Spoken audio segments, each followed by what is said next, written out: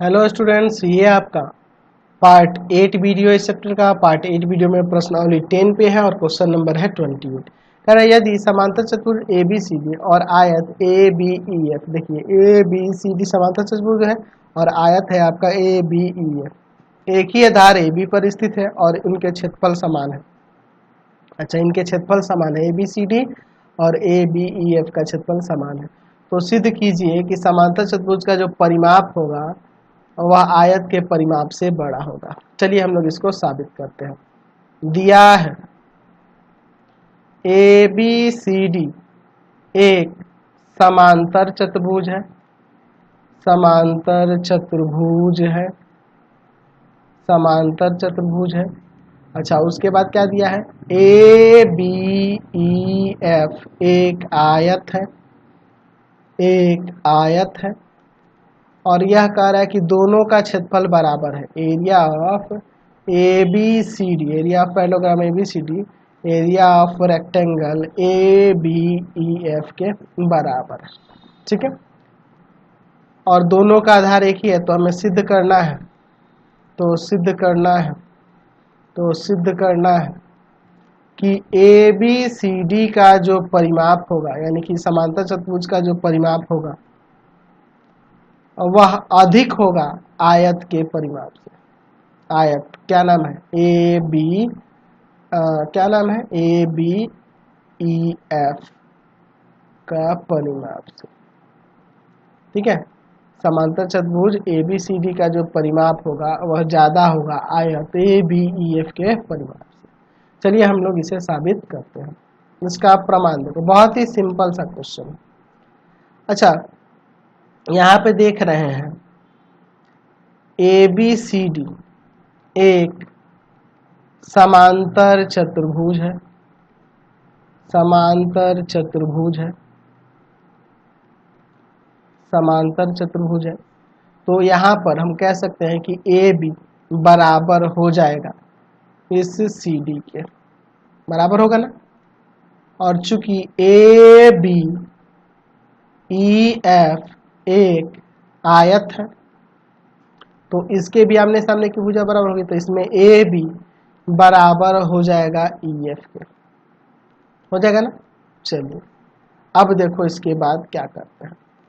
अब मैं एक काम करता हूँ, यहाँ पर ऐसे देख सकता हूँ, यहाँ पर लिख सकता हूँ, इसलिए A B plus C D, A B plus C D बराबर हो जाएगा A B plus E F के। ठीक है, A B plus E F के बराबर होगा। क्यों? क्योंकि देखो ए बी बराबर है सी डी के और ए बी बराबर है ई एफ के, यानी तीनों आपस में बराबर। तो अगर मैं कहूं कि इस समांतर चतुर्भुज ए बी सी डी के सम्मुख भुजा ए बी और सी डी का योग बराबर है इस आयत ए बी ई एफ के सम्मुख भुजा ए बी और ई एफ के योग के। ठीक है, समझ गया ना। इन दोनों का योग इन दोनों के योग के बराबर होगा, क्योंकि देखो ई एफ जो है ना सी डी के बराबर हो जाएगा। क्यों? क्योंकि ए बी सी डी के बराबर है और ए बी ई एफ, यानी ये आपस में बराबर है। तो हम लोग ऐसे लिख सकते हैं कि इनके भुजा सम्मुख भुजाओं का योग जो होगा ए बी और सी डी बराबर होगा ए बी और ई एफ के। क्यों? क्योंकि देख लो यहाँ पे चूंकि यहाँ बराबर है ये आपस में, सी डी बराबर है ई एफ, इसलिए ऐसा लिख सकते हैं। ठीक है, अब देखो इसके बाद त्रिभुज ए एफ डी में, इसमें आओ, ए एफ डी में एंगल ए एफ डी जो है 90 है।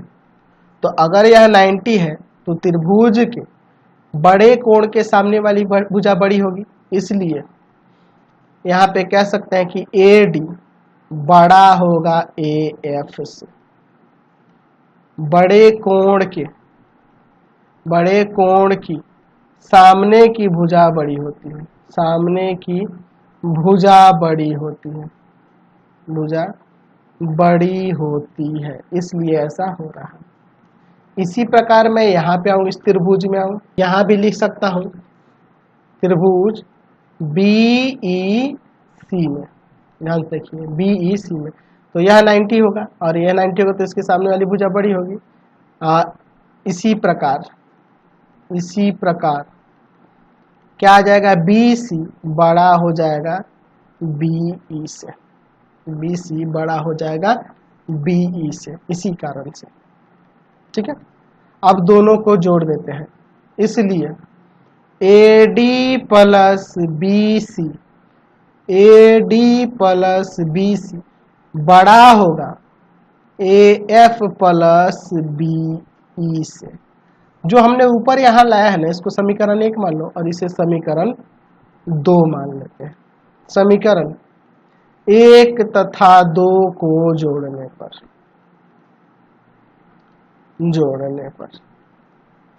चलिए जोड़ते हैं। तो यह AB plus CD plus AD plus BC is greater than हो जाएगा, क्योंकि ये बड़ा है, AB plus EF plus AF plus BE। यहां देखो क्या होगा, AB CD AD BC, तो ये तो इसका परिमाप हो गया ना, ये समांतर चतुर्भुज का परिमाप हो गया।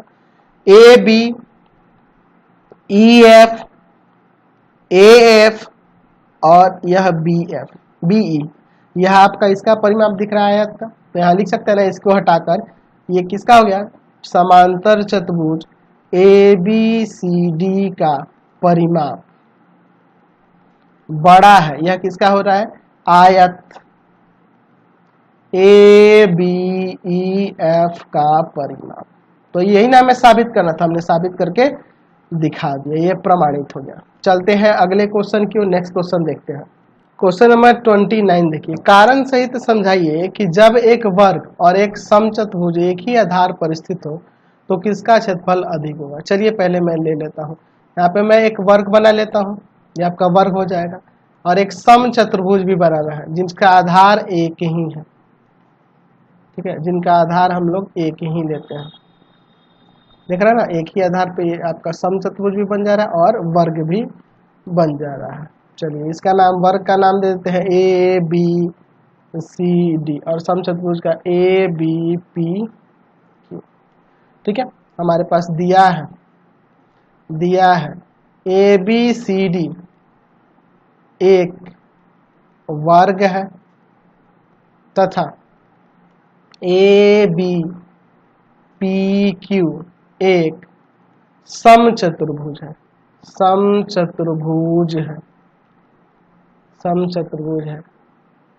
जिनका आधार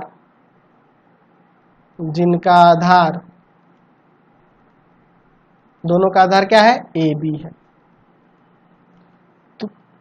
तो हमें ये क्या बताना, किसका क्षेत्रफल अधिक है। अच्छा चलिए इसका हल देखते हैं। तो हल के लिए इसमें एक रचना करनी होगी, रचना कर देते हैं हम लोग। यहाँ Q से AB पर एक लंब QM खींचे। चलिए यहां से मैं एक लंब खींच देता हूं इसको। ठीक है, चलिए लंब हो गया। चलो इसका हल देखो, यहाँ पे समझो, अब थोड़ी सी बात को समझो। यहां मैं एक काम कर सकता हूं, यहां लिख सकता हूं कि चूंकि ABCD एक वर्ग है तथा, या इसी में लिख देते हैं, तथा ABPQ एक समचतुर्भुज है, तो इसलिए यहां पर AB बराबर BC बराबर CD बराबर AD होगा। और समचतुर्भुज है तो यहाँ AB बराबर ये आपस में होंगे, यानी कि मैं इसी के बराबर में लिख सकता हूँ BP बराबर PQ बराबर AQ, यानी कि ये इसकी भी सभी भुजाएं और इसकी भी सभी भुजाएं आपस में बराबर हो जाएंगी। चलिए अब इसके बाद देखो, त्रिभुज AQM में एंगल AMQ जो है 90 है, समकोण है ना जी, 90 डिग्री का है, क्योंकि यहाँ लंब है ना, QM लंब AB है इसलिए, ठीक है, या इसलिए ऐसा हो रहा है 90। तो 90 है तो इसके सामने वाली भुजा बड़ी हो जाएगी, यानी कि यहाँ AQ जो होगा ना बड़ा हो जाएगा किससे, QM से, बड़ा हो जाएगा ना जी, AQ बड़ा हो जाएगा QM से। क्यों? क्योंकि आपको पता है कि बड़े कोण के सामने की भुजा बड़ी होती है, बड़े कोण के सामने की भुजा बड़ी होती है, सामने की भुजा बड़ी होती है, बड़ी होती है, बड़े कोण के सामने की भुजा बड़ी होती है। अच्छा AQ जो है, AQ AD के भी बराबर है, आपके AB के भी बराबर है, तो हम लोग यहाँ लिख सकते हैं कि AB बड़ा हो जाएगा QM से, या ये भी लिख सकते हैं कि AD भी बड़ा हो जाएगा QM से, क्योंकि ये तो सब आपस में बराबर है ना सभी भुजा। क्योंकि देखो यहाँ AB यहाँ इस सबके भुजा के बराबर होगा और AB इस सबके भुजा के बराबर, यानी आपस में बराबर हो गए हैं ऊपर। और जब ये आपस में बराबर है तो मैं AQ हटाकर AB भी लिख सकता हूँ, AD भी लिख सकता हूँ ना। चलिए अब देखिए हम क्या करते हैं, यहाँ इसमें और इसमें, या फिर मैं इसी को ले लेता हूँ, पहले वाले को लेता हूँ, ये दूसरे वाले से हम लोग कोई मतलब नहीं रखते हैं, एक ही रहने देते हैं। समझ में आया ना, हम लोग इस तरह से लिख सकते हैं, यही रहने देते हैं। अब देखो मैं क्या करता हूँ, मैं इसी में दोनों तरफ AB से गुना करता हूँ, दोनों तरफ AB से गुणा करने पर, ठीक है, इतना से ही काम चल जाएगा। AB में गुना कर दो AB से, और यहाँ QM में गुना कर दो AB से, तो यहाँ पे AB गुना QM लिख देते हैं, AB गुना QM।